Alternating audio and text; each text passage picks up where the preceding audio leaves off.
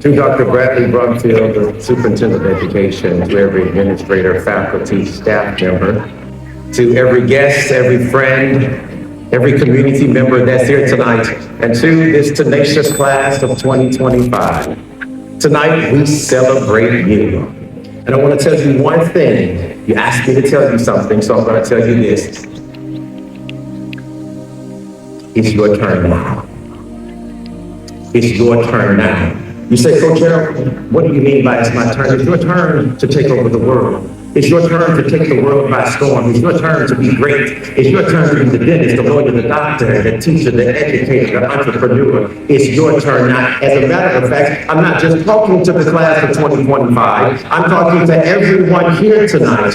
In fact, why is it not your turn? It's your turn too, because you celebrated everybody else, you cheered for everybody else, you clapped for everybody else, you prayed for everybody else, you sown into everybody else's life, you gave and you didn't have it to give. Yes, it's my turn now. Why is it not my turn? Don't wait on folks to validate you and tell you it's your turn. Don't wait on people to say that your dream is possible, because if you're waiting on that, I'm sorry, you can go to the back of the line, because it'll never happen. In fact, there'll be more people viewing your stuff than they'll like your stuff. It'll be more people watching you than they will share your stuff. Don't believe it, post something tonight on social media. I want you to look at the likes, the comments, and the shares. If you add all three of those together, they won't amount to the amount of views that you get. But I don't worry about that. You know why? Because you don't have to like me. You don't have to share my stuff. But I know you see me. So since you're watching me, let me give you something to look at. Watch me take my turn. Watch me shine. Watch me be great. Watch me take a licking and keep on ticking. Watch me.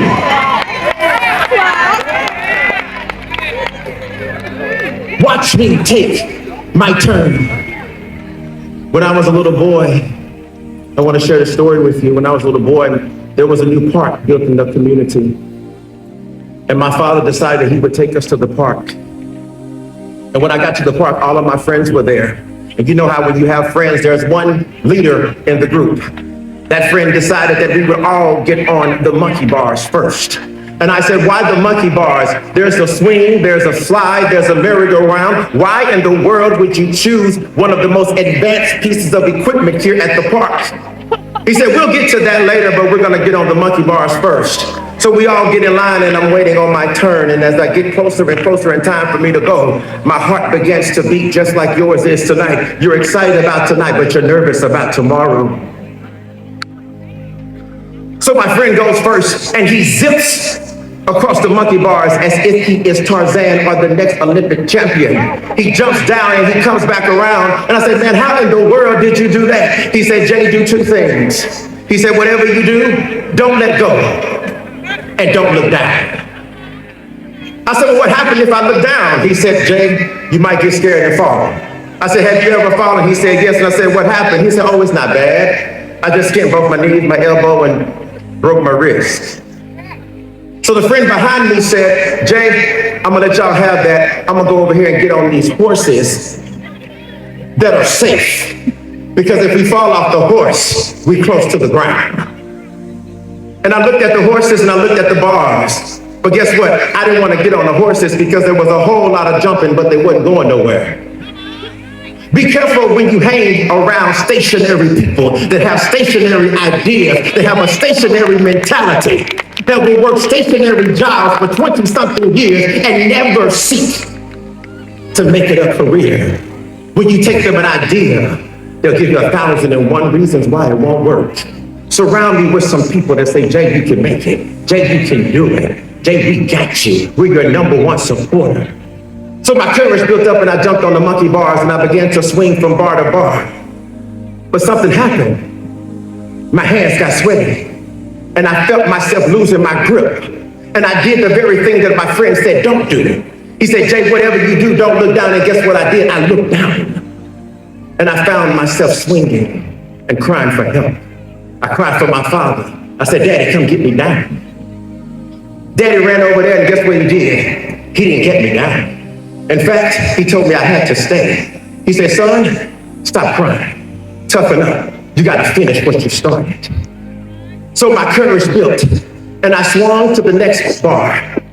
But I had to do something. I had to look over to the right to make sure that my daddy was still there. I kept on swinging. I looked again, and guess what? He was still there. I swung again, and I said, Daddy, I don't want to fall. He said, I'm not going to let you fall. Because if you fall, I'm going to be right here to catch you. Some of y'all going to get that when you get to church on Sunday. But let me tell you one thing. No matter what, hang on in there. He got you. No matter what, when life gets tough, he got you. When the weight of the world seems like it's on your shoulders, don't worry about it. Guess what?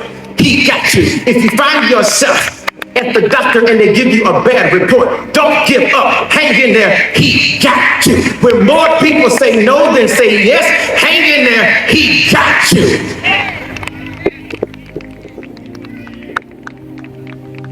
Class of 2025. What are you going to do with your turn? It's your turn.